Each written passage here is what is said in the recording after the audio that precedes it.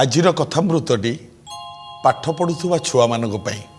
କୁନି ଛୁଆମାନେ ମନେ ରଖ, ଗୋଟେ ଧାଡ଼ି କହୁଛି, ପାଠ ପଢ଼ୁଥବ ମନ ଲଗାଇ, ପିଲାଦିନ ଆଉ ମିଳିବ ନାହିଁ।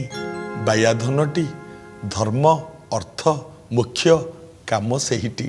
ଖାଲି ସେତିକି ନୁହଁ, ଏ ଛୁଆମାନେ ଯେତେବେଳେ ପାଠ ପଢ଼ୁଛ ବହି ଭିତରେ କିମ୍ବା ଖାତା ଭିତରେ ରକ୍ଷା ସୂତ୍ର ନଚେତ ମୟୂର ପୁଚ୍ଛ ତାକୁ ବହି ଭିତରେ ରଖ, ନଚେତ ପଢ଼ୁଥିବା ଖାତା ଭିତରେ ରଖ। ରଖିବା ଦ୍ୱାରା ମନେ ରହୁନଥିବା ପାଠ ମନେ ରହେ। ହଁ କର, ଏତିକି କର, କରି ପରୀକ୍ଷା। ତା ବୋଲି ତମେ ପାଠ ପଢ଼ିବନି, ଖାଲି ମୟୂର ପୁଚ୍ଛ ବହିରେ ରଖିବ, ସେମିତି କେମିତି ହେବ?